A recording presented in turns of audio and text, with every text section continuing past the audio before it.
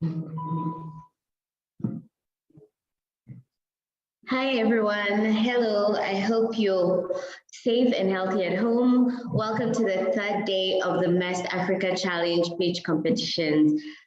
We have had amazing pitches over the past 2 days, and we're looking forward to more exciting pitches this afternoon. This is the fourth edition of this Pan-African pitch competition, and we're excited be working alongside some of the continent's most promising tech startups for this challenge. Over the past months, we have reviewed applications from 5 African countries and have worked with experts to shortlist the top 36 companies, which we will hear from over the course of this week.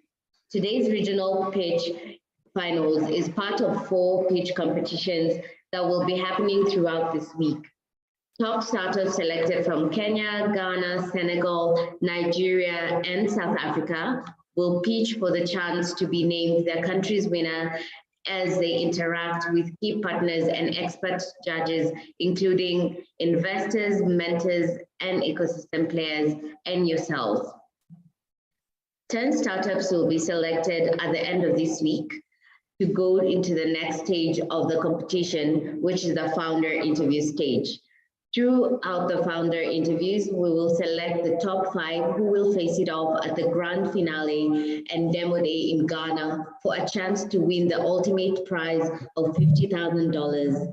So before I introduce today's regional finalists, we'd like to thank our key partner, Absa Bank, who are as committed as we are to supporting growing tech talent and startups across the continent for making this possible. Thank you, Absa. We would also like to thank our Park and Hub partners for helping drive applications and offering benefits to our finalists.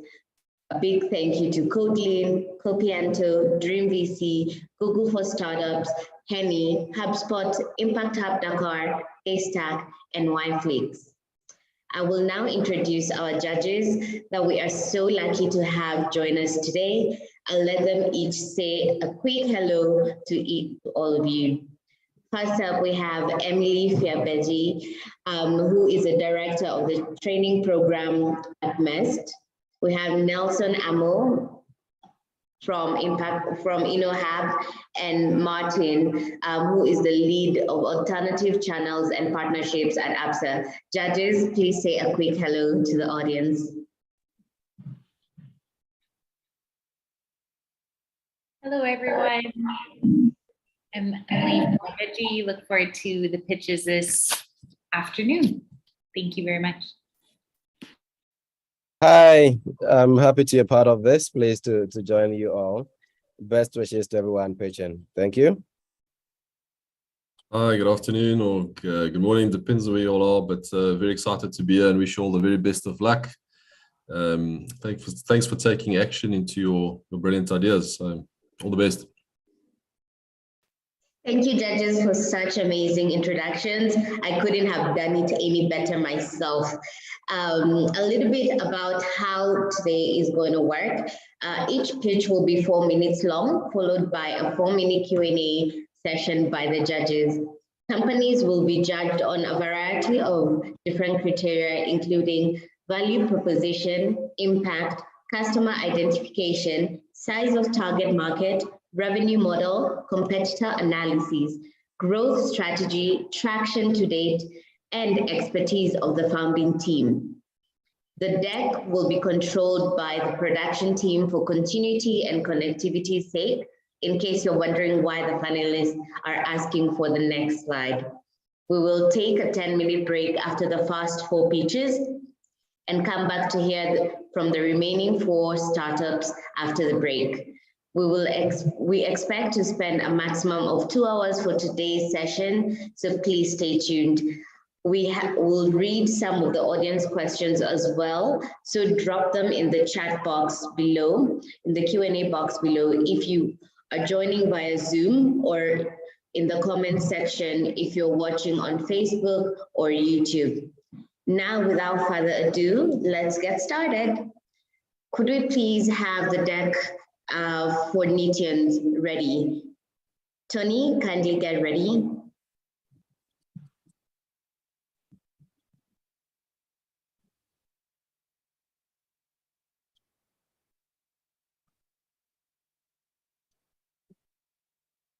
Great, thank you. Tony, you have 4 minutes. Your time starts now.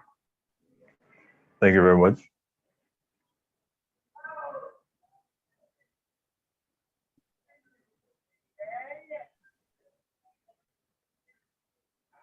My deck is not live.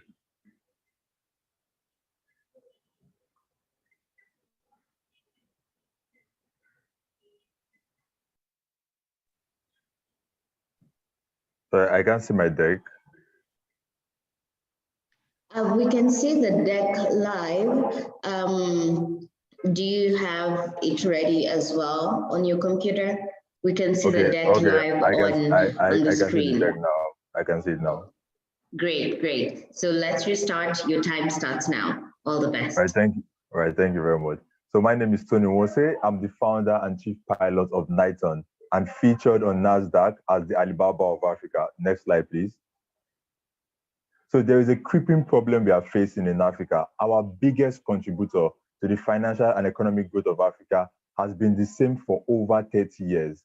And it's also depleting, which is trade. You know, this problem includes stiff access to the international market, low inter-African trade among African countries, and access to verified quality African products. Next slide, please. So now, why is this a big problem? Because it's a personal problem to me. In 2020, my family lost over $70,000 worth of cocoa products to the pandemic. You know, when it was looted and then we lost the machinery. And this was due to the bulk storage and then the manual system needed to export products in Nigeria. That year, I also discovered that $80 million worth of products were lost yearly to export. Next slide. And that was why we decided to come up with a solution, a credit B2B solely African e-commerce platform and marketplace, helping the international market, Africans in diaspora and Africans on the continent access quality African products. And then we are totally digitalizing the African export system through technology, automation, and adoption. So our key factors are promotion of African products, that's increasing purchase credit, and at the same time, inter-African trade among African continents with free trading. Next slide. So what are our competitive advantage? We have a license from the African Union Trade and Industry. We also train manufacturers on how to upgrade and upskill their products and in their production. We have a vast team who are experts in technology and who are experts in export as well. We have a logistics partnership with UPS. At the same time, we have payment option for not just fiat payment, but for crypto payment as well. And then we have an existing community of over 10,000 Africans. Next slide. So like I mentioned earlier, our target market is the international market, Africans in diaspora, Africans on the continent, and then we still have an adoptable market of 50 million. Next slide.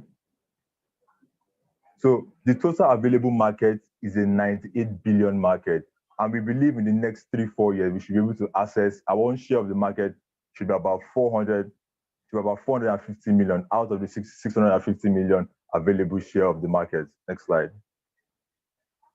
So how do we make money? So we charge a commission of 10% and above, depending on where the product is coming from. And because we focus on the US, UK, and the Middle East, there's a higher buying power. So we tend to add commission on that. So we have an average of about $80, and then we're looking at a projection of about 150 million in the next 18 months. Aside from that, we have other revenue streams of income, such as subscription, advertising, interest, and also franchise. These are other streams of income as well. Next slide.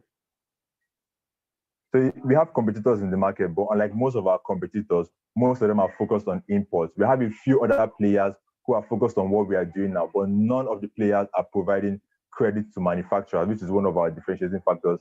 And we have a trading license backed up by the African Union and the patents as well. Next slide. So part of our marketing plan includes, guerrilla marketing, partnership with B2B institutions, and then we are targeting events that focus on promoting African products. Those are a few of the marketing plans that we have on ground. Next slide. So the platform is already up and running. I know we have the features already. We have a lot of manufacturers embedded on the platform already. But next slide. So the live MVP is already up and running, and we have over 209 manufacturers onboarded. But we have over 9,000 on our waiting list, thanks to the exclusive deal we have with Manufacturers Association of Nigeria. We also have about 1,000 products on the platform and about over 5 million still on our waiting list. We've done a total transaction of 87 million. We've done a total transaction of $87,000, since we started business in February of 2022. Next slide. Tony, sorry, unfortunately, the time is up. The 4 minutes is up. So we'll move on to Q&A. Over to you, judges. All right, thank you.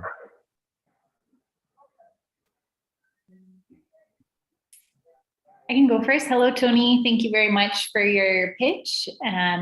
My question to you has to do with, I had a chance to look at your deck and you talked about your exports across the African continent. Can you please talk a little bit about how logistically you are making that feasible?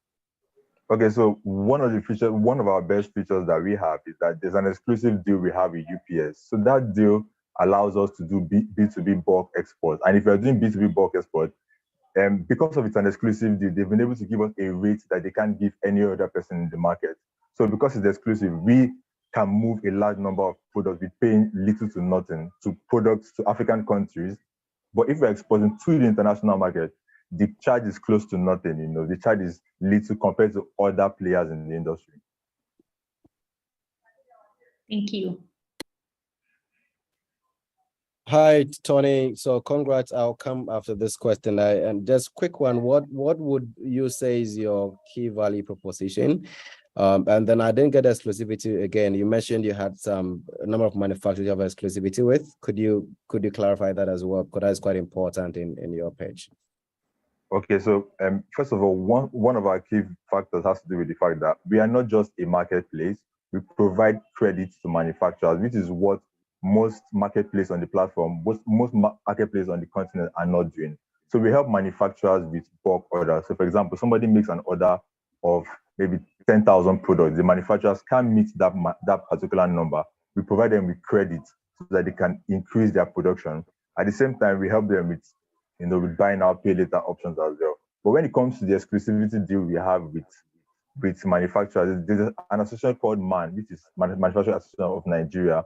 That deal means that we are digitalizing that association. So they have over 8,000 manufacturers in that association. And we've been able to partner with them to say, let's move your products digital. Let's give you a platform where you can sell in bulk to B2B partners in the US, UK, and Middle East.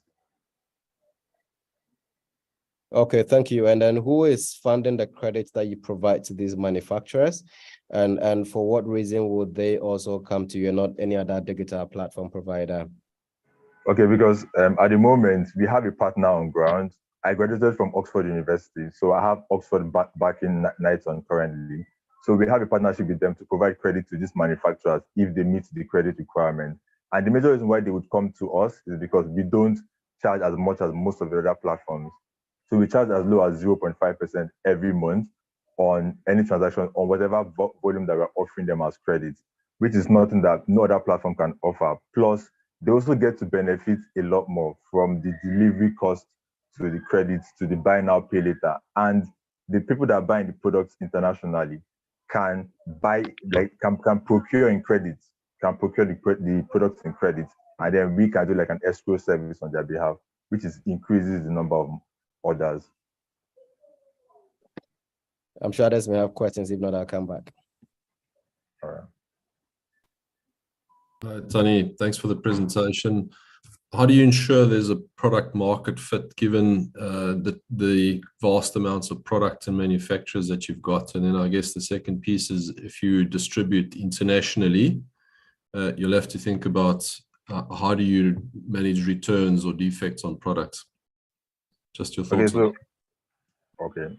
So first of all, the issue of I think the first question you asked has to do with how we guarantee products being returned. So we have partnerships in US and in the UK. So we have people who are Africans that are selling to consumers. So for example, there's a partner we have in US called LE1.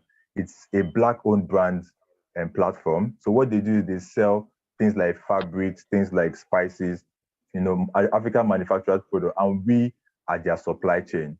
So there are businesses like that in the UK as well. We're trying to book a partnership with the UK, with the Nigerian UK Chamber of Commerce, so that we can access Black-owned businesses in the UK so that we can be partners and then we can be their supply chain from Africa to this continent, to these countries rather. And then secondly, when it comes to return, most of the products we sell are B2B, so from fabrics to spices. So we have someone in the UK, someone in the US who handles, products that are being defected.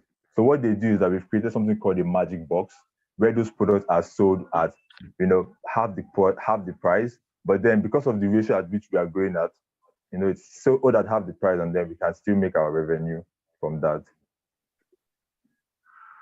Well, thank you for that.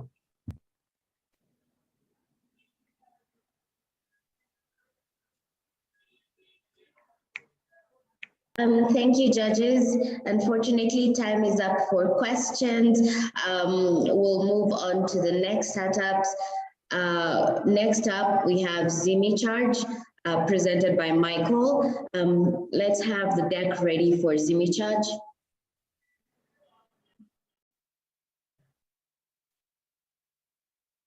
Cool. Let me know when you're ready.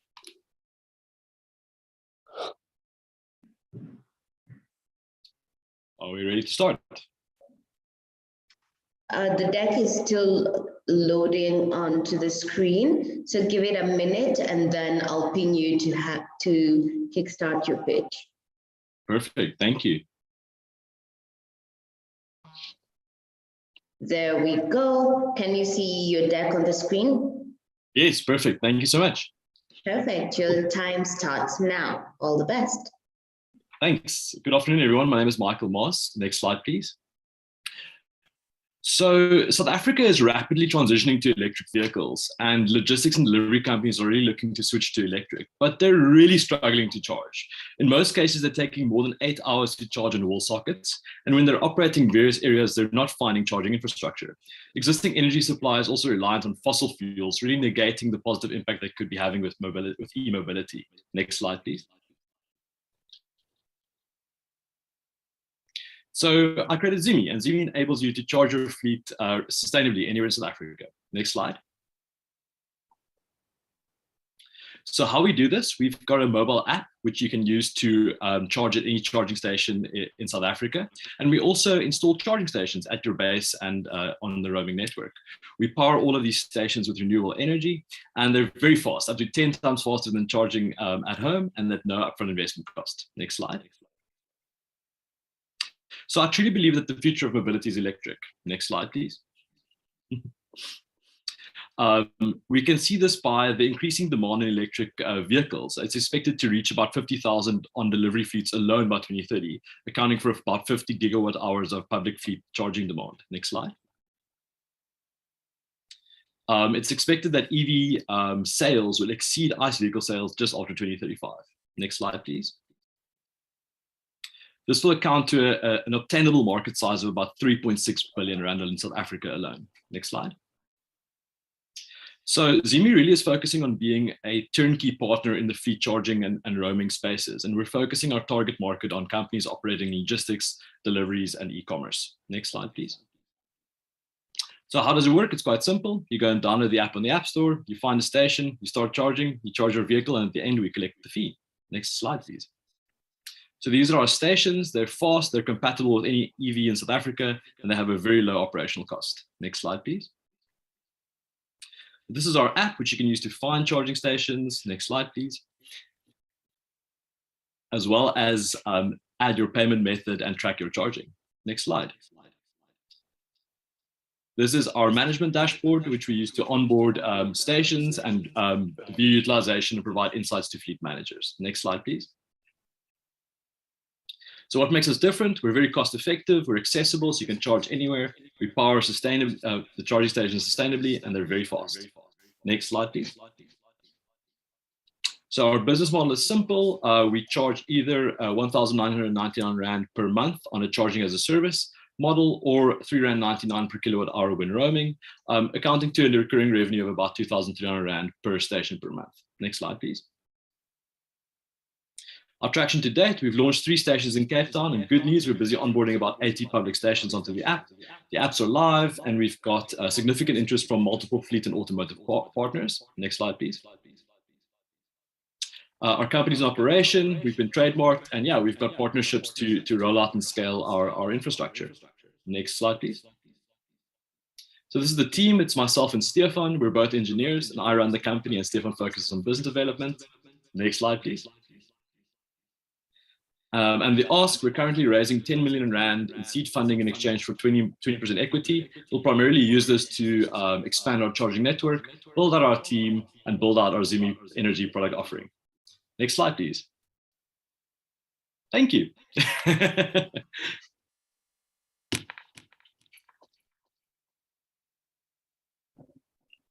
I'm going to start this.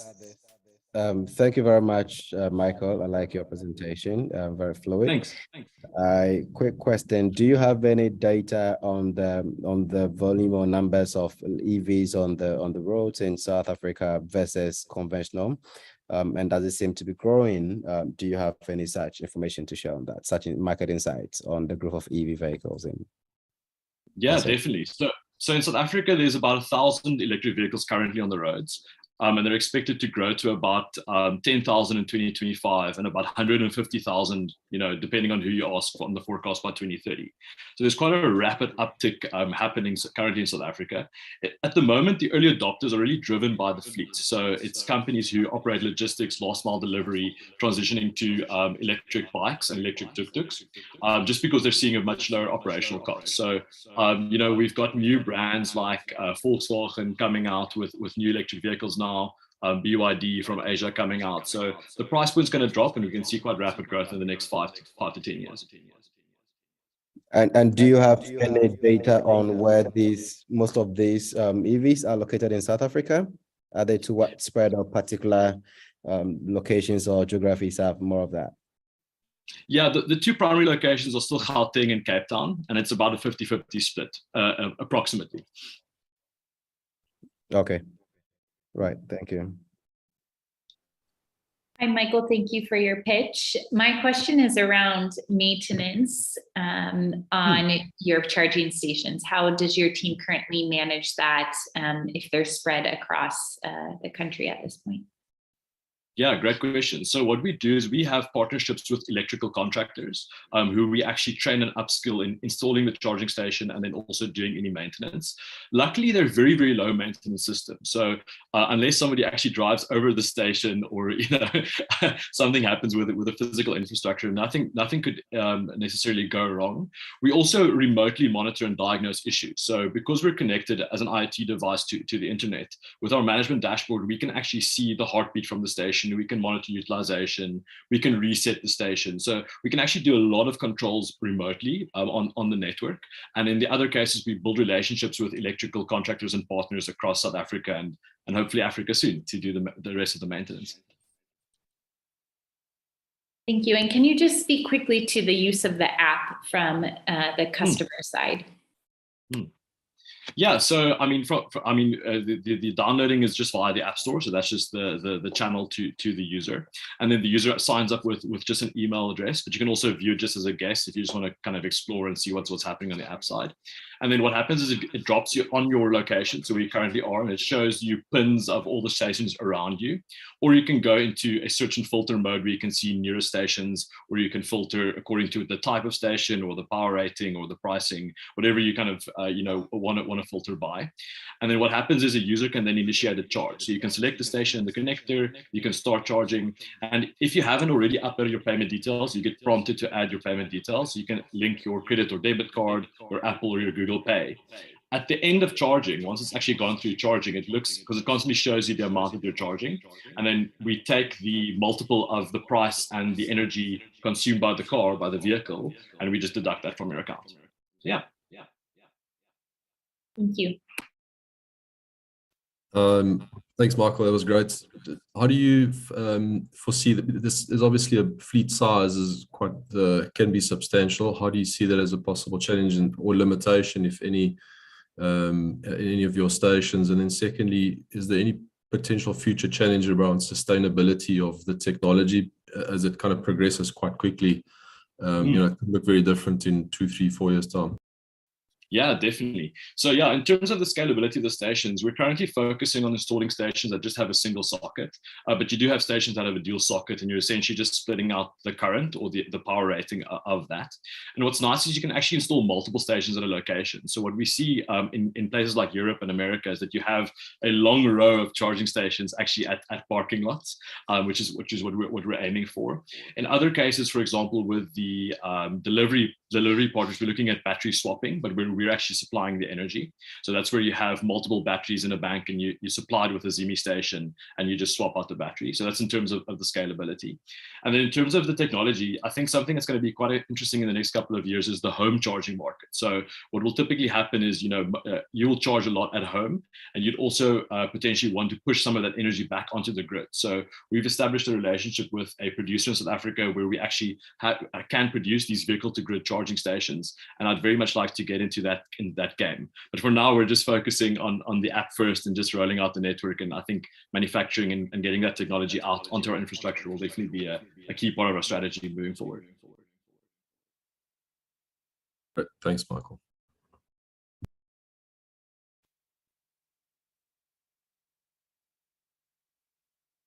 If there is still time, I will throw in one final one question from me. Go for it. What would you think is the biggest influencer for your growth? To be honest with you, I've got a big pipeline of business at the moment, and one of the biggest things holding me back is access to capital. If I have capital, I can expand my team, I can roll out stations. I've got more than enough business, and it's a good problem to have, right? To be saying that. So I think at the moment for us, growth, we've established partnerships with some of the largest automakers, e-hailing companies operating in South Africa currently. So partnerships for us, would definitely help us, additional partnerships as we expand. But at the moment, just access to capital. Thank you, Michael. Unfortunately, time is up for Q&A. We'll move on to Dots for Ink by Carlos. Could we have the deck ready for Dots for Ink?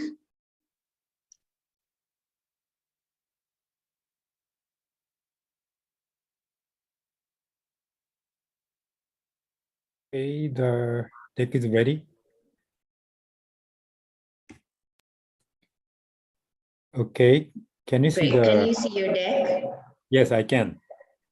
Okay, your time starts now. All the best. Hi, this is Carlos Oba, CEO and co-founder of Dots for Ink. Next, please.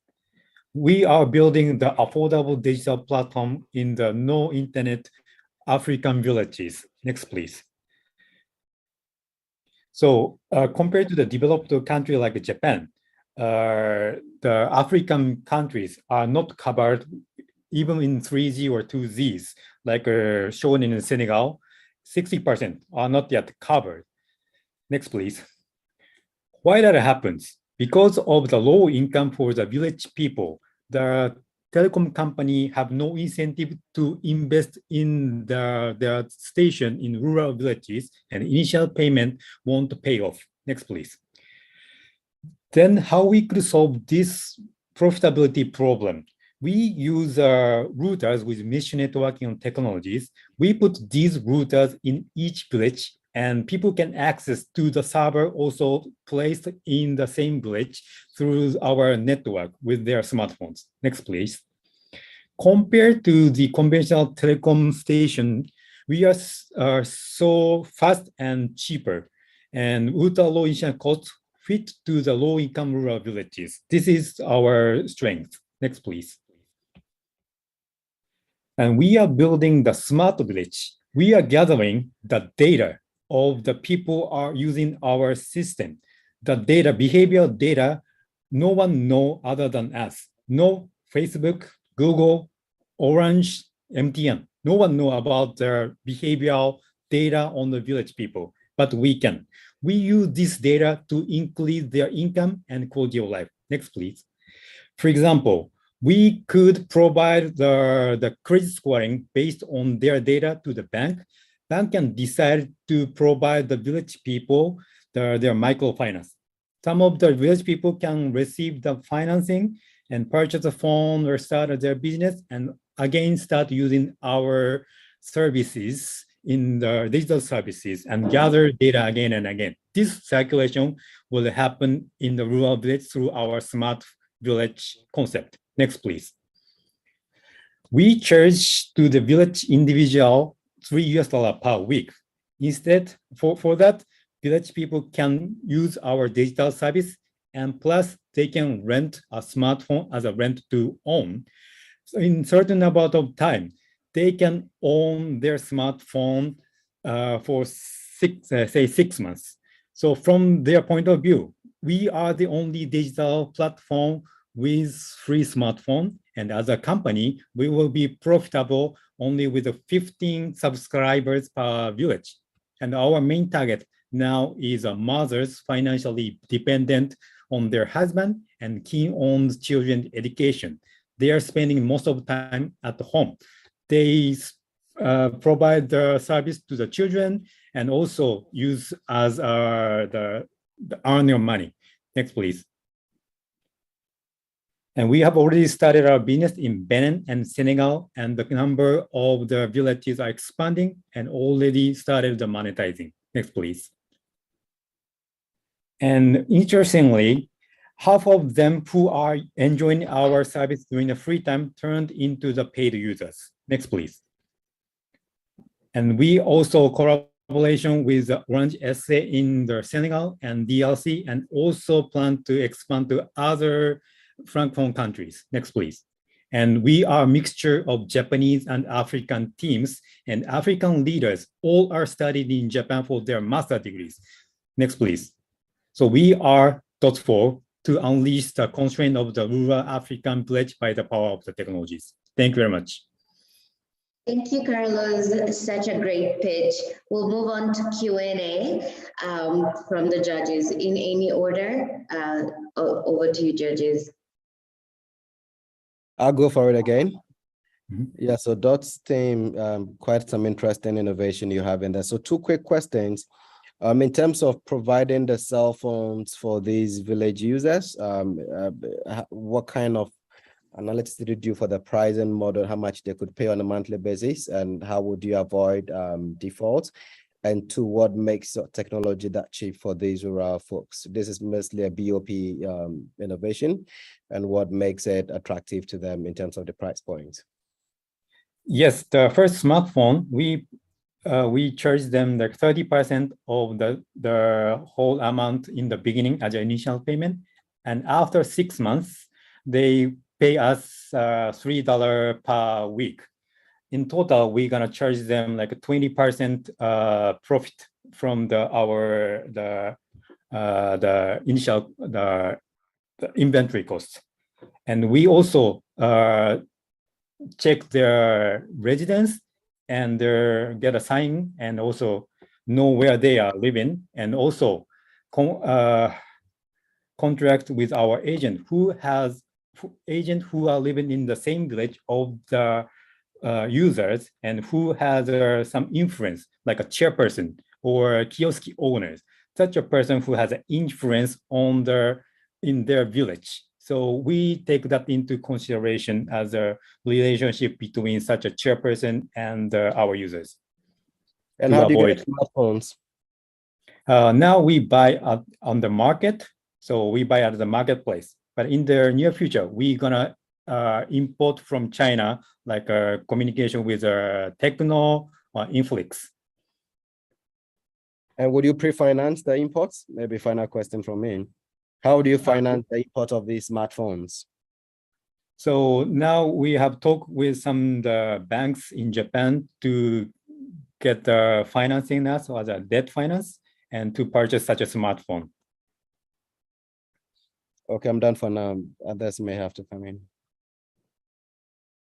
Thanks. If I can quickly jump in. Thanks for the presentation there, Carlos. Just quickly on the 50% success rate of customers that have actually converted, do you see that as success or a potential challenge, or why the drop-off?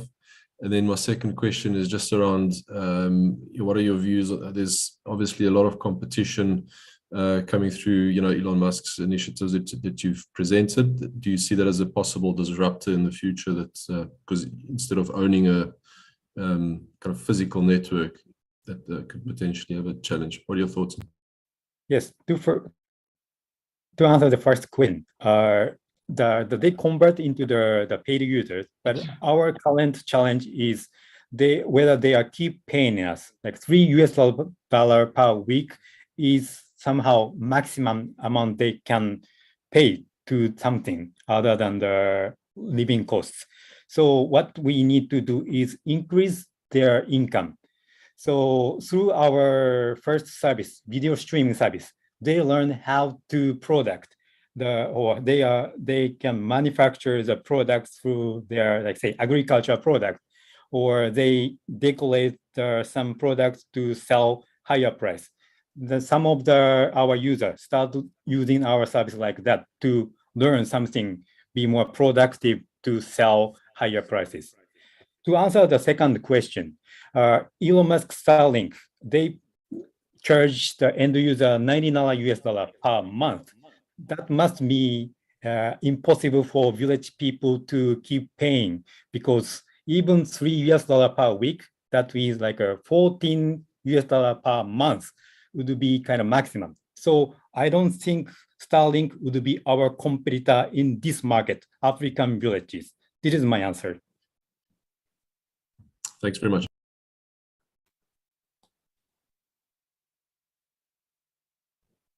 Any more questions, judges?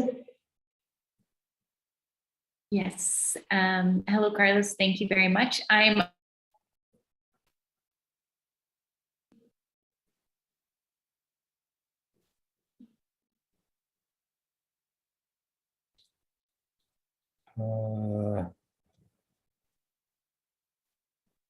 cannot hear the questions. I think the sound dropped. Emily, can you hear us?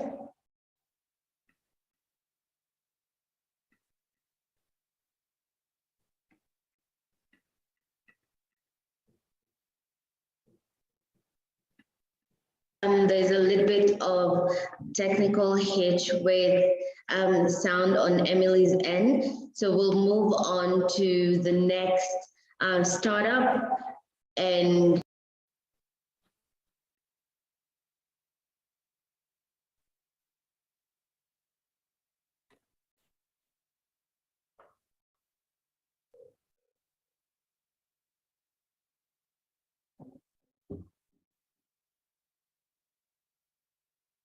I think we had a little bit of a technical hitch there. We'll move on to the next startup, mSwali. Patrick, are you ready? Yes, I am. Can you see your deck on the screen? Not yet. Okay, let's give it a second. Let me know once you're able to see it, then we'll kick off your pitch. Yep. Awesome, great. Your time starts now. All the best. Thank you. Hi, I'm Patrick Mungai from mSwali. mSwali, basically, we develop mobile games with that have a learning skill or a learning focus. The problem that we saw in the market is that there are no mobile games that are tailored to the African market, that have African content, that target Africans and African mobile gamers. Next, please. So we only are a year old. We started our operations in 2021. We launched our first game, mSwali Quiz, around July in beta and live in August. Our first game came out in USSD format, where you dial a certain USSD code and you're able to play a quiz. And later on, a few months later, we came up with a web app. So mSwali Quiz is basically a pay-to-play game. That is, you pay to access a set of questions, what we call sessions, about 40 cents a session. That's the current model that we have now. Next. So the mSwali Quiz business model, we needed to test a few assumptions. So we wanted to test whether people will be able to, will be willing to pay to play. And then secondly, the thing that we wanted to test was what was it that would retain them. Next, please. So what we found out is that we got three player demographics, that is students, working professionals, people that love going for pub quizzes or quiz nights, and of course, informal workers. Next. So what you've seen, the sizing of the mobile games market, Sub-Saharan Africa is counted to be the largest growing mobile game market in the world. Currently, according to market intelligence data, they say over 50 million active mobile gamers in the market. Next. With mSwali Quiz, we currently have over 145,000 users, of which 30% of them are monthly active, and these are paying users. And we project to have 1.3 million active users in Kenya alone.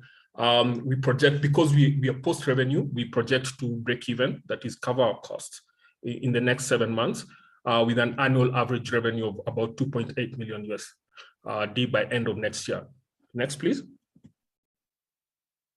So when we started off with the MVP, USSD, and later on the web app, we were basically a B2C model.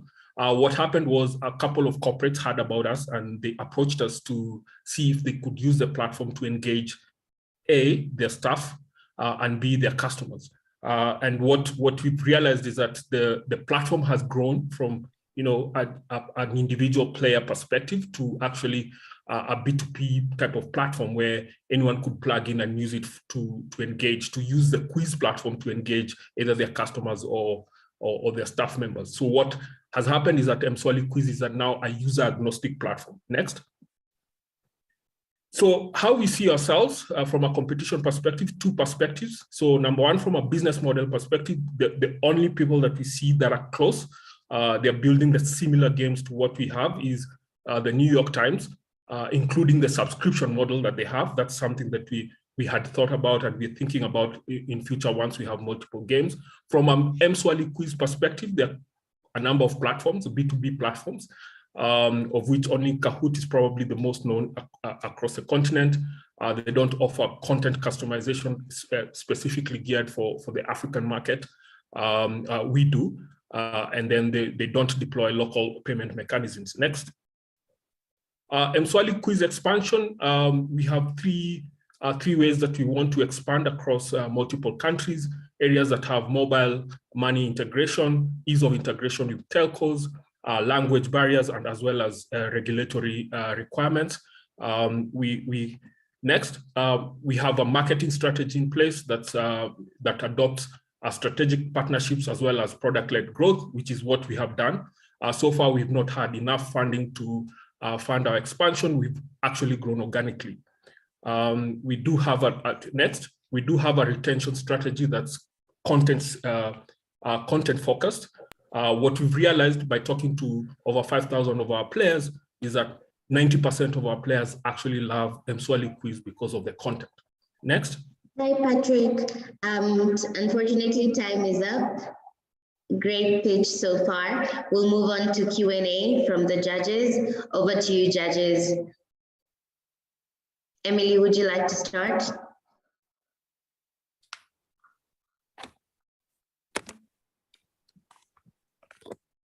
Sorry, Fiona, I got disconnected. If another judge could start, that would be great. Okay, Martin. Oh, happy to give it a go. Thanks for the presentation, Patrick. Just 2 questions from me. The one is, what would you say is your unique selling proposition? What makes mSwali so unique or difficult to replicate by any competitor? And then following from that, what is the big problem that you're solving with this? So the value proposition is we're building mobile games that are Africa-centric from a content perspective. So if you were to look around for a mobile game that's using unique Kenyan content, so let me talk about mSwali Quiz, which is our first game. A game that focuses on unique Kenyan history, unique Kenyan geography, talking about civic education. That's non-existent. So, but there are a lot of quiz products that you might find asking you about street names in the UK or asking you about Greek history. None of that can be tailored to the African context, asking you about Uganda history, Uganda geography, Uganda arts and culture, foods, and all of that. So we feel that the content that specifically talks to Africans and gamifying that's a problem that we're trying to solve. And how do we target Gen Zs in a casual gaming manner that actually attracts them and make them be aware of these unique aspects of Africa, if we were to talk about it. That's how we foresee ourselves going forward, making games with content that's Africa focused. Thanks, Patrick. I've got more questions, but I'll let the other judges go. Hi, Patrick. I'll jump in. Apologies, I got disconnected, but I've looked at your deck, and my main question is, how do you ensure high quality, compelling content, and who is your primary content creator? It sounds like right now it's your team, but I'd love to know more about the content creation side. So for mSwali quiz, what we did, we have freelancers, what we call the content contributors. So these content contributors tend to be, we targeted students, that want to earn something extra than their stipend or however else that they earn an income. And we have about 10 content contributors, 2 of which right now are actually teachers in various parts of the country. So they help us to generate this content. Then we have someone in-house, our content lead, who actually QAs the content, fact checks it, and we get to upload the content. So that was for purposes of the MVP, the mSwali quiz platform. So going forward, like I was saying, we have partnered with Longhorn, which is the biggest content publisher from a school's perspective, and we see ourselves doing such partnerships with content creators that that actually are in the game, and we're providing a platform through which we can use their content to actually gamify in various aspects. But for now, we currently use content contributors with a QA component in-house. Thank you. Thank you, judges. Nelson, did you have a question there? Yeah, just a quick one. So what would be the main bottlenecks to your growth plan, and how would you want to address that kind of bottleneck? So our current bottleneck is talent. We at the base of it, we have to technically create the mobile game. So we're looking for more engineers. More engineers means access to talent and affordable talent. We are a startup. We are competing with the big boys, the Microsofts of this world, and therefore there's a capital that we currently raising for. So 2 aspects: access to talent, affordable talent, and of course, the capital that makes us be able to compete and access this talent. So that's our main problem at the moment.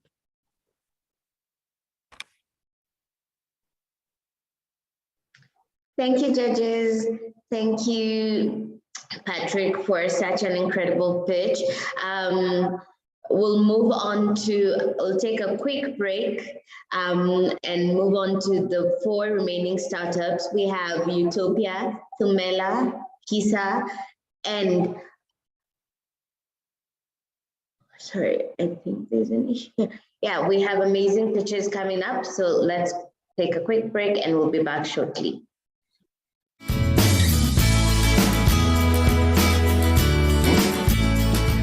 Winning the MEST Africa country final, I didn't expect, because it was the first time MEST was coming to Tanzania. What I learned is that we always have the answers. We just need to be confident enough to share from our hearts what we know about our companies and the values that we are adding to the community. COVID has affected our businesses positively and negatively. We lost some of our biggest customers. We had to come up with a plan B. So we decided that we were going to be in every food delivery app. And apart from that, we decided that we are going to be in every supermarket. And it was also an opportunity for us to create a new market segment that we didn't consider before. One of the things that are lacking in the tech industry in Tanzania, the market itself, because sometimes the market tends to have less trust with these services. We need to make sure that we increase awareness of these services provided by tech startups, help the market understand that they can rely on these services. Most farmers are growing products, but they don't know where to sell. Our job is to make sure that the farmers are getting the right markets and the right income. Our goal is to link these farmers to this market to make sure that they earn enough income. We began with hotels, restaurants, schools, and catering companies. Next, we want to go to street fruits and vegetable vendors. We want to do export of habanero chilies, snap peas, as well as green beans to the EU.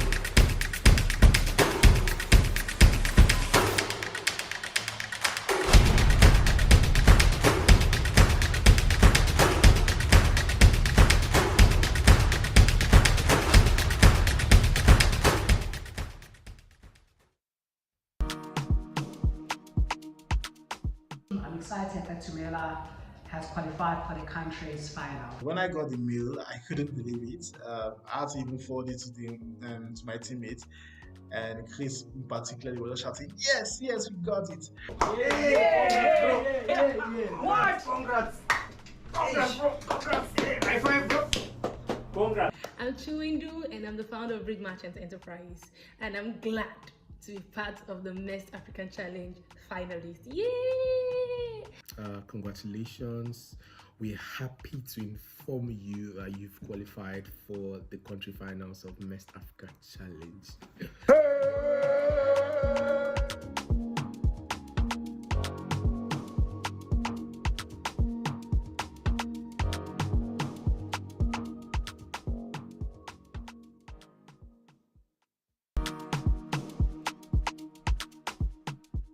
Helene, it's a mobile-first ERP solution for small businesses in Africa.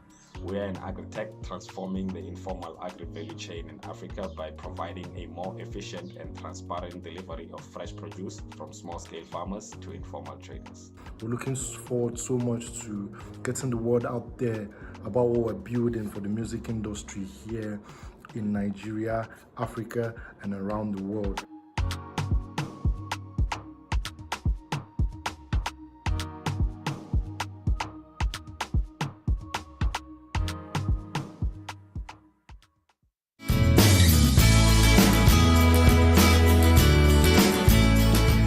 Winning the MEST Africa country final, I didn't expect, because it was the first time MEST was coming to Tanzania. What I learned is that we always have the answers. We just need to be confident enough to share from our hearts what we know about our companies and the values that we are adding to the community. COVID has affected our businesses positively and negatively. We lost some of our biggest customers. We had to come up with a plan B. So we decided that we were going to be in every food delivery app. And apart from that, we decided that we were going to be in every supermarket. And it was also an opportunity for us to create a new market segment that we didn't consider before. One of the things that are lacking in the tech industry in Tanzania, the market itself, because sometimes the market tends to have less trust with these services. We need to make sure that we increase awareness of these services provided by tech startups, help the market understand that they can rely on these services. Most farmers are growing products, but they don't know where to sell. Our job is to make sure that the farmers are getting the right markets and the right income. Our goal is to link these farmers to this market to make sure that they earn enough income. We began with hotels, restaurants, schools, and catering companies. Next, we want to go to street fruits and vegetable vendors. We want to do export of habanero chilies, snap peas, as well as green beans to the EU.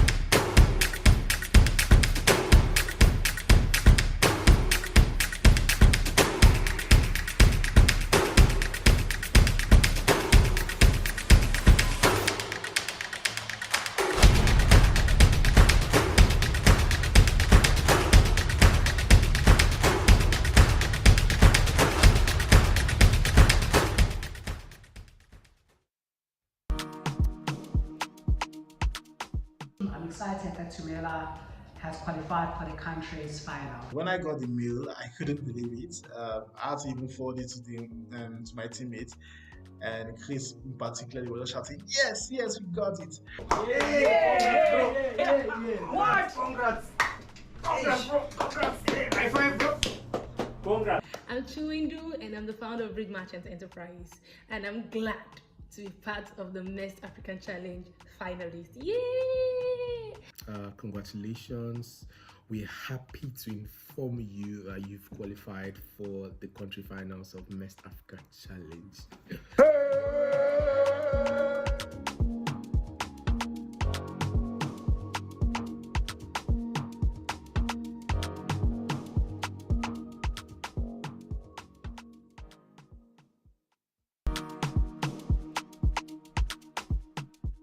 Helene, it's a mobile-first ERP solution for small businesses in Africa. We are in agri-tech, transforming the informal agri-value chain in Africa by providing a more efficient and transparent delivery of fresh produce from small-scale farmers to informal traders. We're looking forward so much to getting the word out there about what we're building for the music industry here in Nigeria, Africa, and around the world.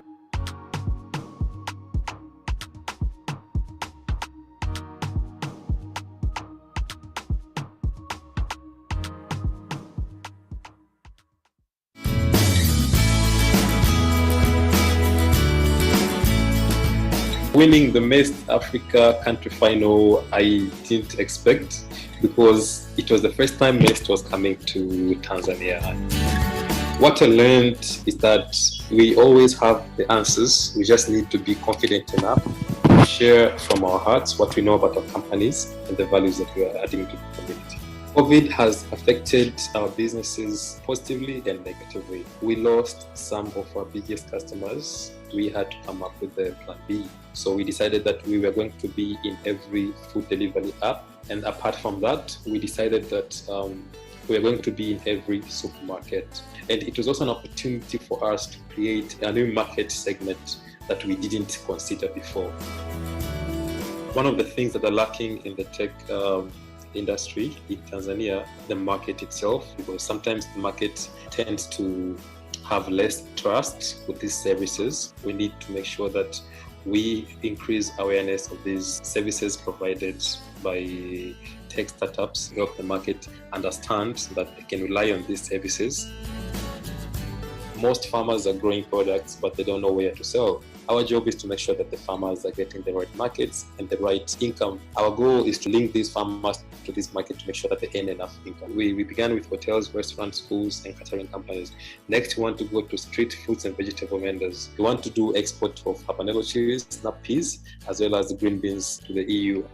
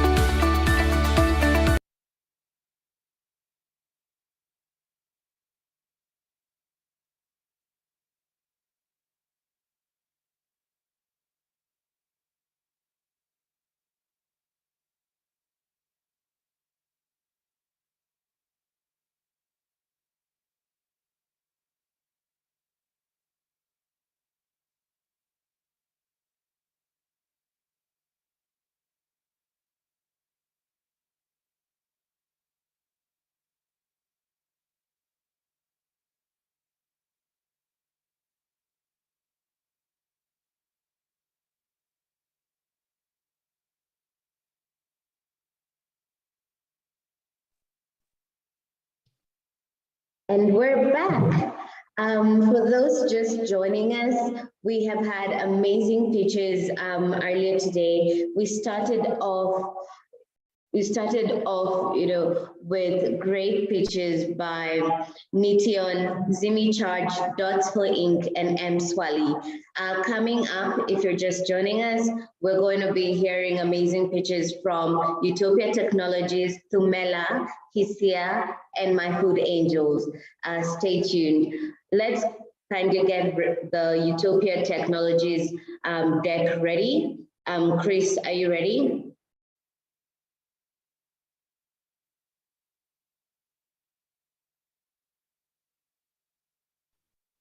In a second, I am ready, indeed. Great. Can you see your deck on the screen? Yes, we can. Perfect. All the best. Your time starts now. All right. Thank you very much. My name is Chris BT, and I'm the CEO of Utopia, which is basically a marketing and technology company. And next slide. So I'd like to talk to you about the problem, but to talk to you about the problem, you have to understand why we exist. We exist because my partners and I have lived in Africa for the past 25 years, building agencies, marketing agencies, experiential agencies, so working with brands. And therefore, we realize that there are some problems. And the problems that we have really are people are spending quite a lot of money on brand activations. There are lots of opportunities lost when it comes to data collection or insights because people just guess. And then there's almost no use of data to influence marketing, be it product innovation, marketing, sales, and so on. Next slide. Stay on this slide. Stay on this slide. So how do we address this problem? We've created a centralized app, basically, that allows us to, that works on desktop and on mobile as well, that is an aggregator of data. And that allows us to really provide real insights for clients. And we actually also have a wonderful dashboard, beautifully designed dashboard that makes it a lot easier. And then basically our tool provides real-time reaction and feedback for our customers. Next slide. What is our value proposition? Really, why should you choose us? One, because, unlike our potential competitors, we really do this to make, we can actually tailor make our solutions for our customers. We have some detailed monitoring when it comes to whatever it is that we do for our clients, and then strong analytics as well. And then most importantly as well, we have 20+ years of experience on brand strategy, on experiential. So we're basically solving this problem for us, right? So we know exactly what it is that we're talking about. Next slide. So what's the opportunity right here? So globally, we're looking at 10.3 billion, right? And this is really the problem. When we were looking for data for Africa, this data does not exist. This is why we're solving this thing. Ultimately, it's going to be better for the consumer. It's going to be better for brands as well. So in the next 10 years, we're looking at $15 million that we could make, from 3 million potential revenue from platform setup, and then 12 million with recruiting fees, recurring fees as well. And next slide. Next slide. What's our business model? So how do we make money, really? We charge a monthly fee per user of $15, setup fees at $2,300, and then customization at $4,500. Next. This, go to the next slide. This basically shows you how the app works. I'll save you that. And this is basically what the tool looks like. Engage. Next slide. We did some work for MTN. Next. Next as well. So this is what it looks like from an FMCG point of view as well. So our app works for almost every industry. Next slide. Go to market. We're going to use sister agencies like ours, and we have a vast network in Africa, having worked for like 20 years. Direct pitches to consumers, partnership, digital marketing, because we are a marketing company after all, and then some field activations as well. You can go to the next slide. Actually, this is just basically our product map. We have some competitors, but they're actually really foreign. And then this is our traction so far, 500+ merchandisers, 7 B2B clients, 2 countries, Zambia and then Ghana, and hoping to go further very soon. And then financial projections, you have them on screen really. So in 2025, we expect to be at about $2 million. And yeah, so it's actually pretty conservative. but for what it is that we're selling, we think that's pretty good growth, actually. Next slide. Next slide. Yeah, and this is our team, basically. And as you can see, the guys are really, we've spent quite a bit of time doing this. Hence, we know what the real problem is, and we're hoping that with your help, we will actually be able to solve it. Thank you, Chris. Right on time. We'll move on to Q&A from our judges in any order, please. Hi, Chris. Thank you very much for your pitch. I would love to hear a success story from a user that you've had. How have they used it? How did it benefit them? I'd like to know a little bit of how it works in action for your customers. All right, thank you very much for this. Well, so the first customer I'd like to talk to you about is MTN. So we have MTN Zambia that contacted us because they really wanted to, and you know, telcos are really fast. So they need to really have information. And we've done that before, not with this app, but it was not enough because some of our agencies were running activation. So with this, we've managed to deploy very quickly in Zambia, in about 10 regions in Zambia. And they started to get a lot of results and real-time information. They were so happy that MTN Ghana just called us, actually, I think it was 2 weeks ago, and we're just about to start with MTN Ghana, right? So we know that it works. We know it's not perfect, but you know, it's work in progress. Thank you. All right, thank you. Hi, Chris, just a quick question. Who is your main paying customer and what exactly do you offer this paying customer? Our main paying customer right now is MTN. And what we're offering them is basically, it's a little bit like market intelligence. You see, what's happening right now is research is done in Africa. And for you to have access to that data, you have to either go and commission, you know, one of those research companies. But what we do is, but there's very few experiential data from consumers, you know, and we know this because we've been providing services to clients, and whenever they ask for the data, we didn't have the data. And we know that they need that for product innovation. They need that, you know, for better customer experience as well, you know, so just in general. So this is precisely what it is that we're giving them. So we think, you know, that after all, the experience of the brand is the brand, right? So brand is experience. So if they have that information, they can therefore now go and inject it into the business and really benefit from that. And then ultimately the consumer then will benefit from that, and then they'll probably have some sort of retention. Okay, and that, so is your price point influenced by your thinking of the MTN and the likes, or what kind of consideration went into the price points? Thank you very much for this question. Not really. You know, in fact, we are not that expensive also because we realize that all the big companies can afford these tools.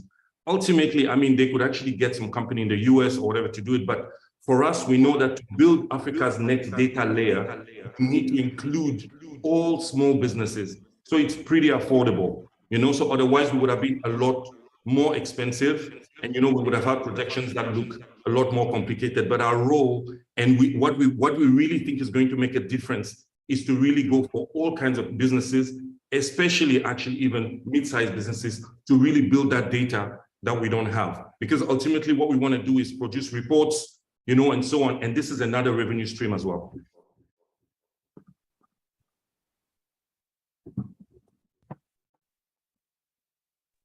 Thank you. I don't know if I've answered the question. I have a follow-on, but I'll wait. I'm sure Martin may want to ask the questions. I'll just pause for him. Just a quick one, thanks.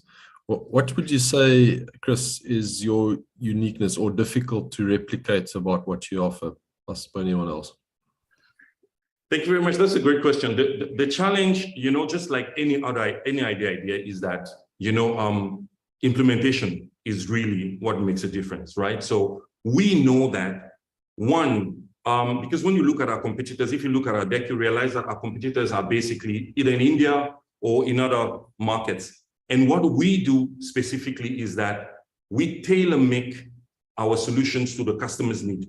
You know, so when we go to MTN, it's not a one-size-fits-all solution. So we have the ability to customize fields and decide what it is that they want to know about their customers, the kind of data they want to get. So for us, this is where we think we're different. So in other words, I think we're pretty agile, right? So that's one. And I think we're pretty affordable as well. Thank you for that. Thank you, judges. Unfortunately, time is up for Q&A. We'll move on to the next startup, which is Thumela Technologies by Zamo. Can we get their deck ready for Thumela, please? Zamo, can you see your deck? Are you ready? Not yet. Sorry. Yes, I can see it. Awesome, awesome. So your time starts now. All the best. Hello, ladies and gentlemen. Thank you so much for the opportunity.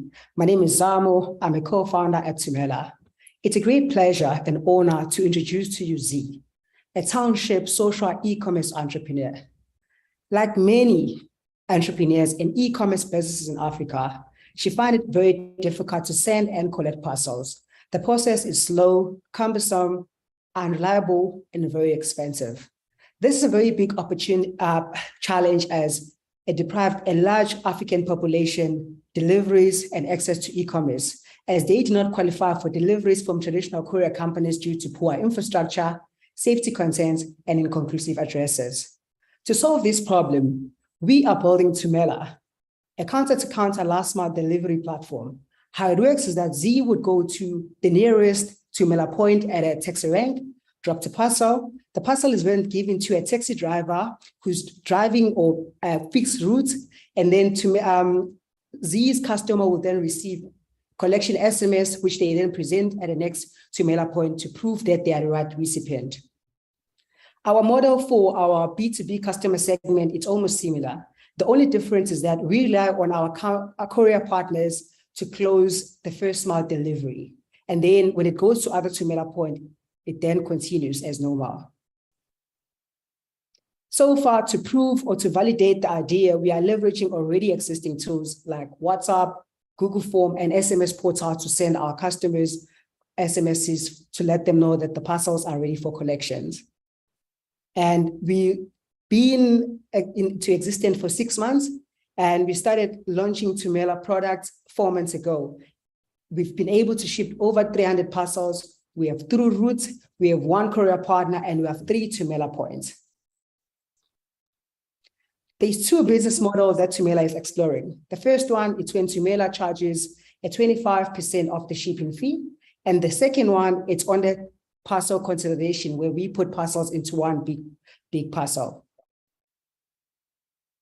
The market size is huge. The South African e-commerce market size is estimated to be over 400 billion. And there's about 72% of South Africans, they live in remote areas and in townships, which is our main customers.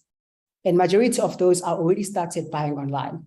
And the biggest value proposition that makes us even better than our competitors is that we're very cheap, we're very fast because there's always a taxi in a rank, and we're very convenient because Thumela points are at or near taxi ranks, and it also helps our customers to combine their daily commuting with parcel dropping and collection. And most importantly, we're very accessible as we are able to help people in remote areas to have access to e-commerce. And having been said that it's only been 6 months into existence, we've been able to strike ourselves some big pilot deals with Parcel Ninja, which was recently acquired by Imperial, and Equoka, one of the biggest fintech startups in South Africa. Our execution plan looks as follows. The first thing would be to expand and finish our pilots, expand more on Thumela by getting more network of taxi drivers, acquire more routes, onboard more Thumela point, raise our pre-seed round, and expand across South Africa. This has been done by myself, Samobuhle. My background is in engineering, and my co-founder, Ryan, a very smart guy. He's worked for Take a Lot and currently working for one of the biggest e-commerce companies in South Africa, TFG. Thank you. Thank you so much, Zamo. Time is up, right on time. We'll move on to Q&A. I'm sure the judges have plenty to ask and learn more about Thumela. Awesome.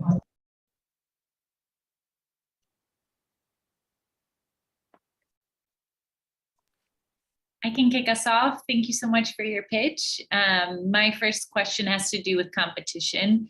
Obviously, this is a pretty crowded space. There's some big players across the continent operating here. talked a little bit about it, but I'd love to know more why you feel that your company has the secret sauce or the ability to scale and beat your competitors. Sure, 100%. At obvious competition, it's the post offices, South African post offices. I mean, I don't have enough time to explain why we're better than those guys. But the second one is Pago. They also do a counter-to-counter last mile delivery solution. But with them, for them to be able to do that, they rely so much on having courier partners who don't deliver into townships because of safety concerns.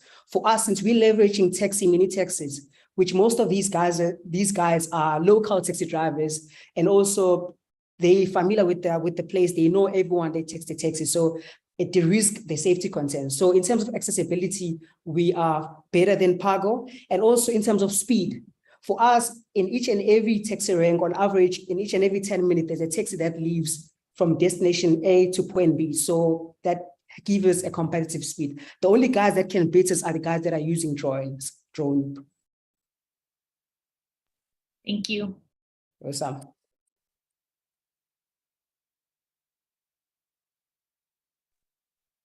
Thank you very much. Maybe a follow-on question on the competition. I wasn't exactly convinced about your answer. I want to suspect that there should be a few other brands that you're not talking about for what you do in terms of last mile delivery.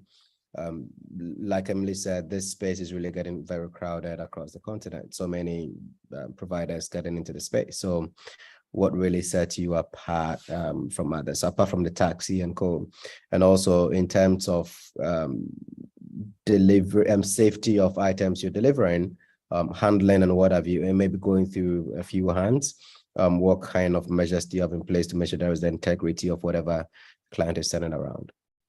Awesome. Starting with the safety, there's people called marshals who are taxi managers. So they help us to vet our taxi drivers to make sure that we are giving a parcel to someone that they trust.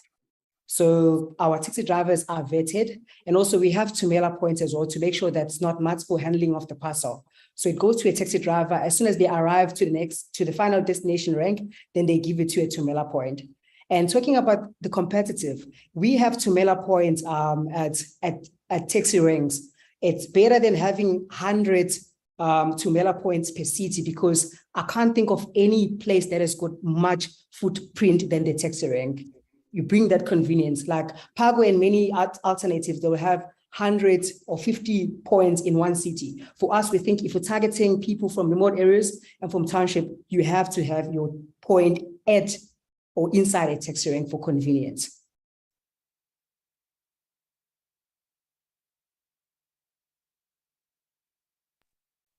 Any more questions, judges? Thank you, Zamo, for such an incredible pitch. All the best as you move along. We'll go on to the next startup for the day, and we have Hisa Inc. by Eric. Eric, are you ready? Yes, I'm ready. Good spirit. Can you see your deck on the screen? Yes, I can. Perfect. Your time starts now. All the best. Thank you. Hi, everyone. My name is Eric Asuma, co-founder and CEO at Hisa Inc., which is a platform building an easier way for Africans to invest across different African markets, global markets, via a very simple mobile app. We are not just building the mobile app itself, but we are also building the infrastructure side of things so that we could power fintechs and other financial institutions. So the main problem that we are trying to solve is giving people ability to diversify their investments across different African markets, a lot of opportunities across other markets beyond Africa and the US stock markets. So what we built is a very simple solution that allows people to consume news, read news, listen to podcasts, chat within a platform, share investment ideas, and then execute within the platform. So basically, they can buy fractional US stocks, fractional Kenyan stocks, and fractional US. Not too well. The biggest, I think I could have done better. Firstly, the first So thing is you're that also it's building the not B2B side inside of things. us. So the first level. So really on the floor. We're also building the B2B side of things.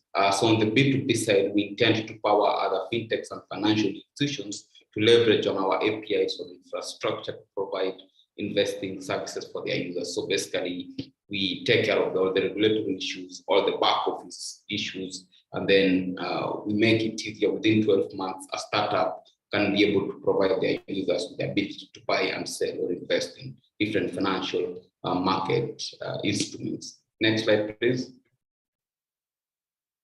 So in terms of traction, we have a B2C, which is our mobile app. At the moment, we launched earlier in the year. We have 10,000 active users.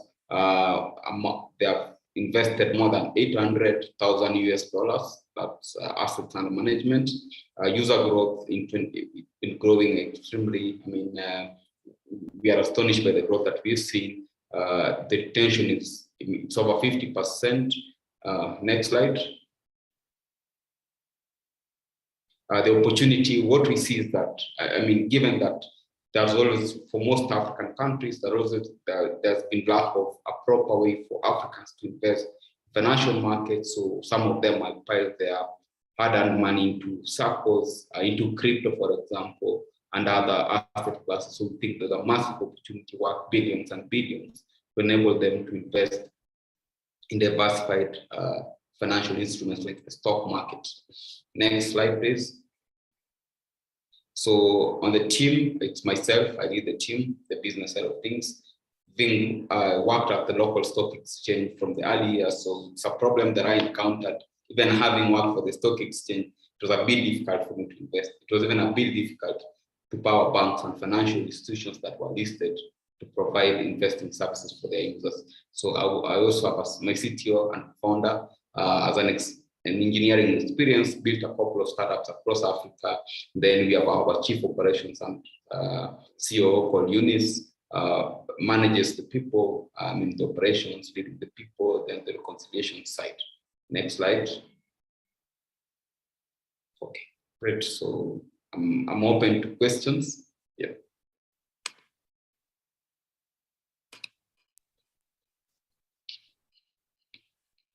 Hi, Eric. Thank you for that pitch. So my questions are around regulations, compliances, and licenses that are needed for this sort of cross-continent investing and global investing. What does that space look like, and what has your company been able to acquire so far in the regulatory space to make this possible and legal for folks to do? Okay, interesting. So our app at the moment, we offer Kenyans to buy fractional shares of US listed companies and US ETFs, over 6,000 of them. So initially, before we went live, we sought a regulatory approval. So we are quite in a very good market whereby the regulator is quite progressive. So we began working with them earlier even before we launched. So initially, before Hisa, we ran a media company, a financial media company called Kenyan Wall Street. So at the time, we worked closely with the regulators and local financial institutions, and we were building the media and also building a couple of software solutions for local stockbrokers. So we saw the problem faster. So what we did is we began working with the regulator earlier, and so what they did is, for example, I'll give you a local. In our case, what they did is our regulator gave us a letter of introduction saying we worked with these guys before, we recognized them. We used that particular letter to get partners that we could partner with to offer such products. So getting a US partner to be able to connect to the US stock market. So what the regulator did is, after a few letters, then we were given something called a no objection approval. So basically, they were happy with what we were doing, as long as we met certain conditions. So for example, we had to source for a banking partner to handle the funds. So we have two local banks, an investment bank and a commercial bank that does the settlement. We build the technology. Then we have a regulated broker dealer in the US that offers ability for us to execute the orders in the US market. Part of also what we are doing, we also got approval from the local market regulator and the stock exchange to offer fractional, which is the first of a kind in this particular market. So we aim to, the whole point is how do we build this, the fractional element, and also power other banks, given that we have all this regulatory approval. Maybe still on the regulation bit, as we build on, as we get more users and more customers to trade, I believe it will get a point whereby we need to get sort of our own licensing, either on the brokerage side or on the investment banking side. But so far, it's been quite working with our banking partners. I hope that clarifies your question. Thank you, Eric. Yes. Eric, thanks, Emily, for that question. I was going to also go there because I think it's a fairly complicated space, particularly on know your customer, verifying who customers are. So I think around scalability, wasn't too clear on that, but I think it's a good opportunity for the local market. How do you think about addressing the culture of savings generally? I think is I know in our continent it's generally a struggle. Have you thought about the total opportunity size and that potential challenge? Yes, so at the moment we offer direct market access, but what we've seen is a lot of users still need some of those not so volatile asset classes. So what we are doing at the moment is that we are working with 2 local asset managers, actually the biggest asset managers, so that we could offer a savings product in addition to some of these stocks, because we believe there are some users who would want first they invest, they save before they invest. So we've seen that sort of challenge. So we are building an asset management side of it in terms of working with a few local asset managers. We provide an asset, sort of a mutual funds that gives certain sort of returns per annum for some of the users who don't want to go into the volatile sort of instrument, financial instruments. Well, thank you. Thank you. Any other question?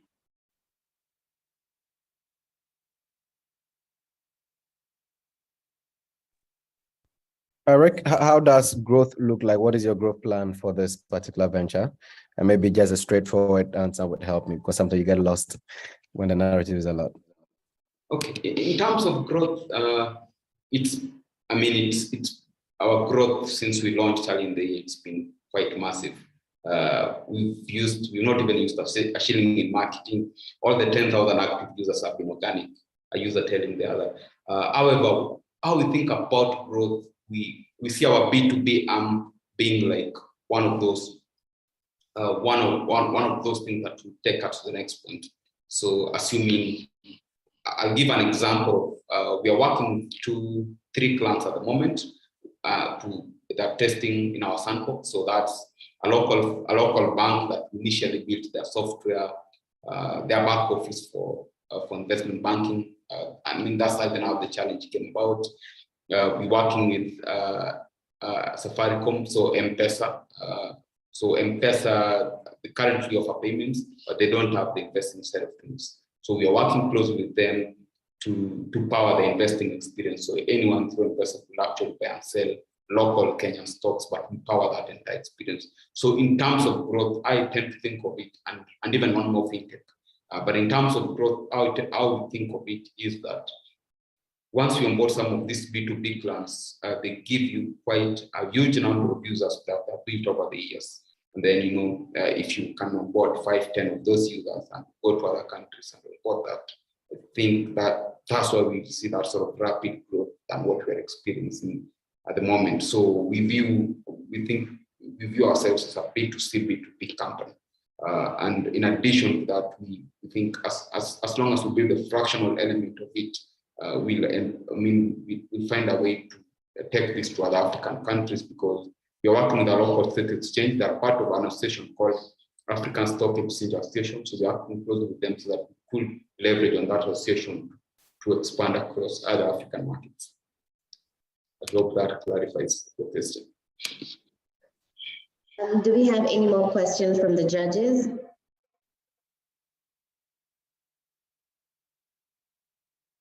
Great. Before we move on to our final pitch for the day, we have a question for Hisa from the audience. And what are some of the challenges you faced as a startup. I presume this is with launching and of Hisa app and operations.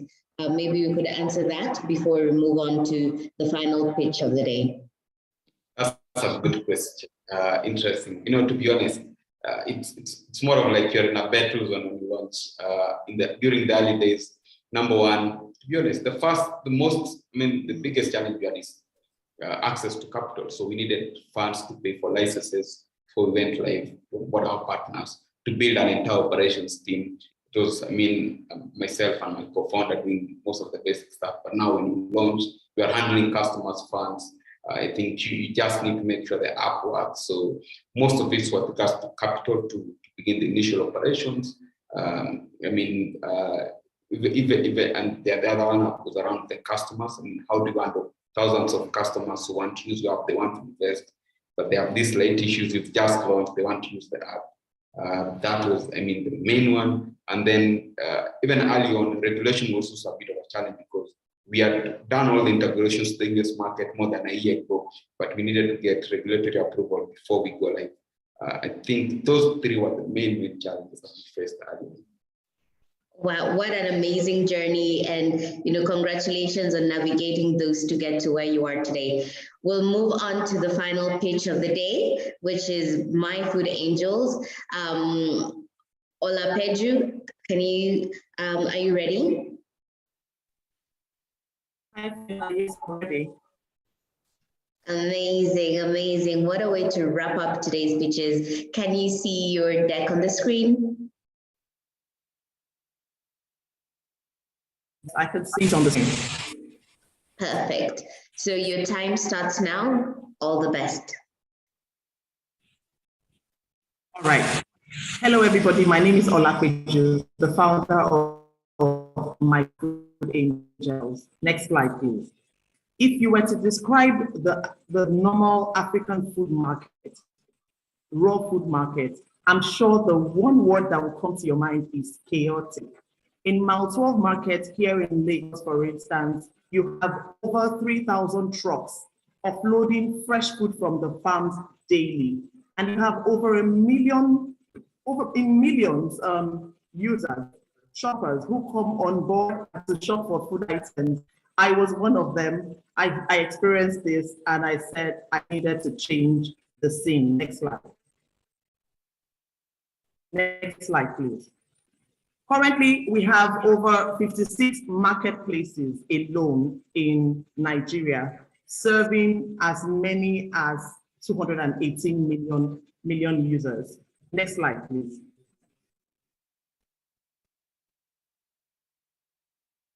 Next slide. The solution is My Food Angels, a food tech marketplace where families and individuals can shop for food items and businesses, can shop for food items and have it delivered to them at the comfort of their homes without having to go through the same stress that a lot of us go through here. Next slide.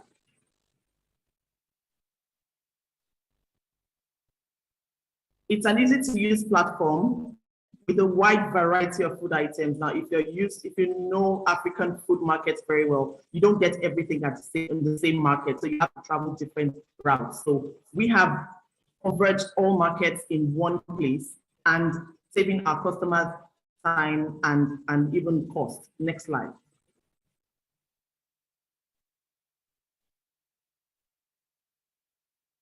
Our unique selling point is we're super fast delivery. We have specialized product offerings for both the individuals and the businesses that we have onboarded. We have a dedicated set of freelance shoppers who fulfill orders in record time. They're trained by us and verified by us. Next slide.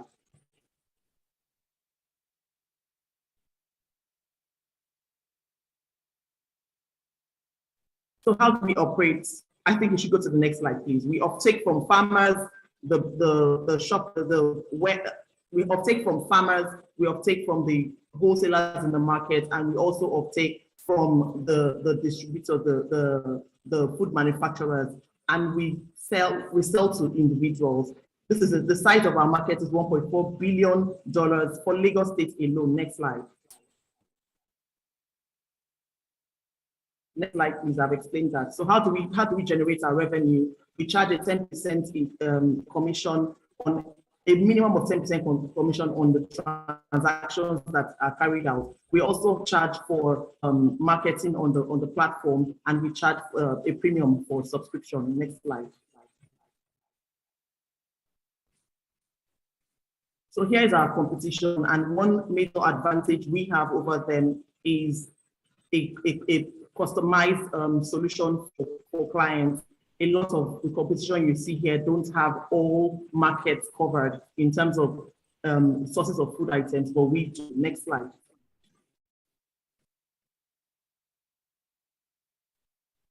Our go-to-market strategy is easy. We take from farmers. We partner with trade unions. We partner also with residential estates. We partner with businesses, and we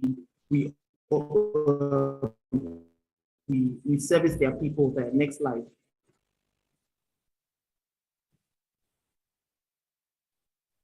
Here's our growth plan. In 2 years, onboarding 2,000 businesses and 1,000 individuals, we have generated revenue of $11 million. Next slide. Sorry to catch you, Uma, but time is up for the pitches today. We'll move on to Q&A from the judges. Hopefully you'll get an opportunity to answer a lot more of what has been presented on there. Over to you, judges.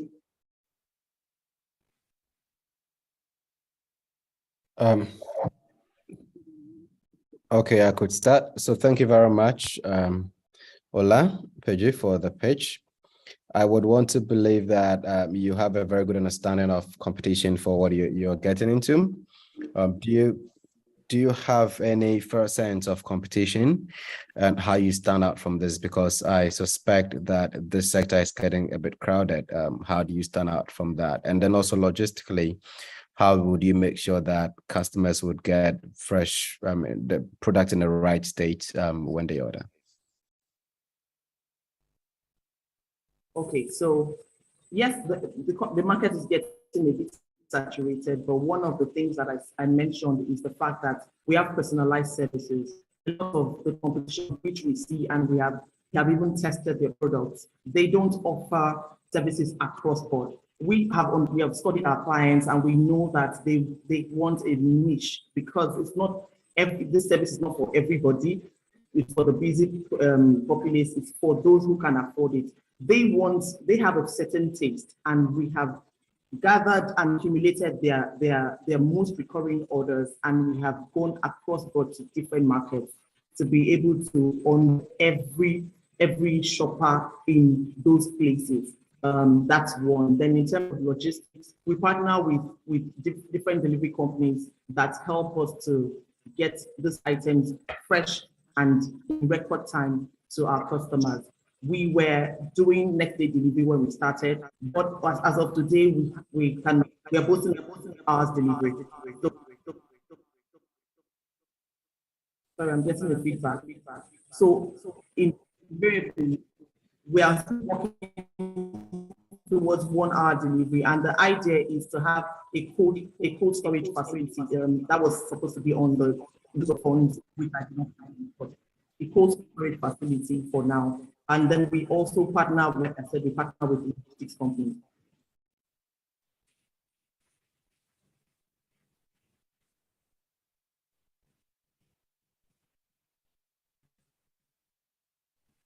Any more questions, judges? Emily?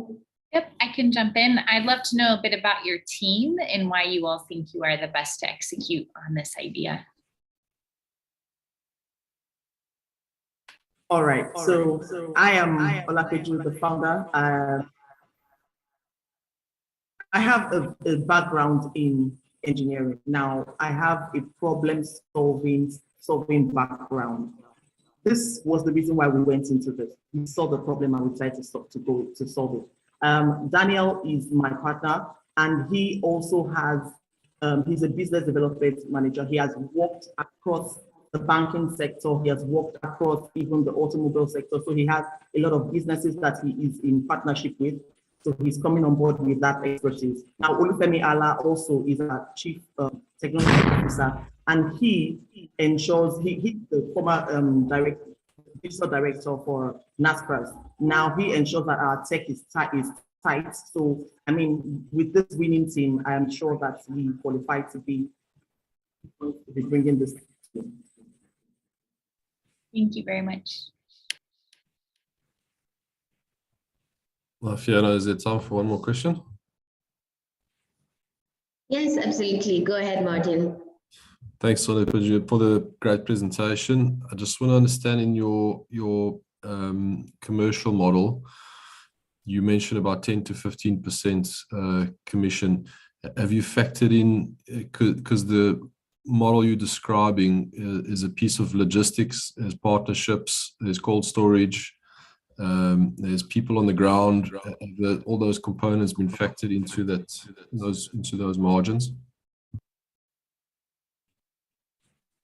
Oh yes. So aside the 10% commission, there is a slight markup. Now because we're off taking directly from the farmer, we have an advantage of the price. So an average market price is still a bit.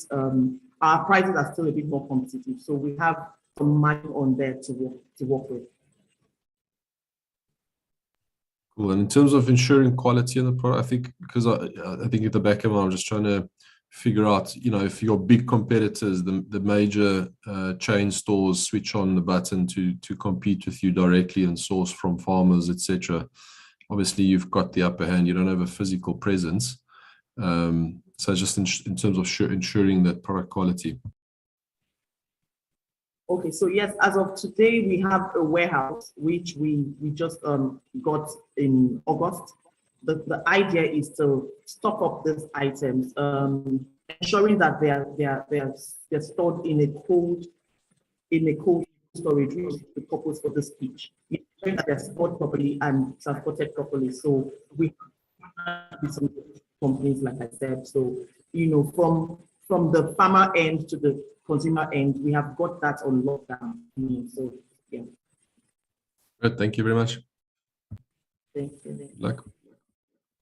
Any more questions, judges?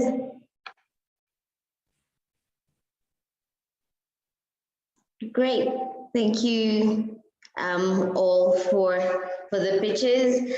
I think it's safe to say that the pressure is definitely getting worse for the 2022 MEST Africa Challenge Regional finalists to pass on to the final interview stage and later face it on the grand finale in Accra. Let's give them all a round of applause as our judges prepare the final remarks.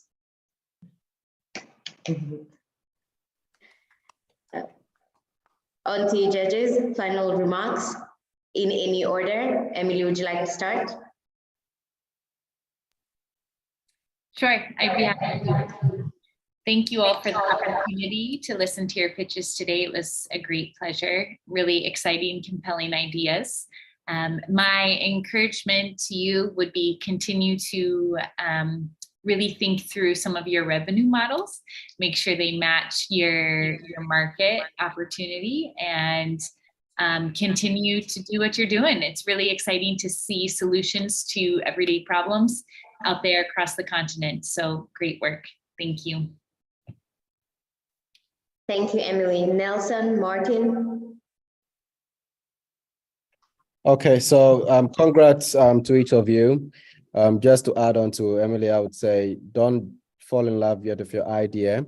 Allow the market to test it, get good validation, feedback from paying customers. Tweak it when you have to, pivot when you have to, kill it when you have to. But in any case, just keep falling forward. Thank you. Martin, final remarks? Thanks, and I appreciate it. But I think the other judges really hit the nail on the head. But just want to commend everyone for participating. It takes a great amount of effort and courage to be here. So well done for putting action to your ideas.